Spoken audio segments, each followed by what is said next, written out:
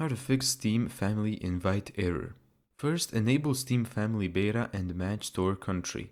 In Steam, go to Steam, Settings, Interface, Client Beta Participation, and select Steam Family Beta if available, and then restart Steam.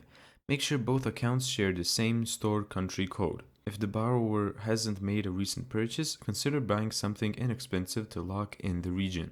Second, even if you live with a person, Steam might not recognize it unless there's a shared PC usage history. Sign your Steam client into the borrower's account on your primary computer. While logged into the borrower account, pause for a couple of minutes or launch and switch a game. Switch back to the lender, owner of the account on the same computer. Cancel any previous family invite and resend it.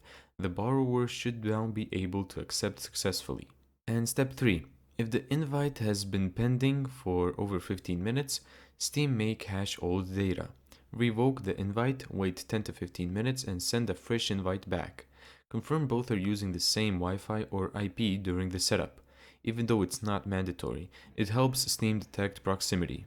Thank you so much for watching this video. If you found this tutorial helpful, make sure to give it a thumbs up and subscribe. And as always, see you in the next video.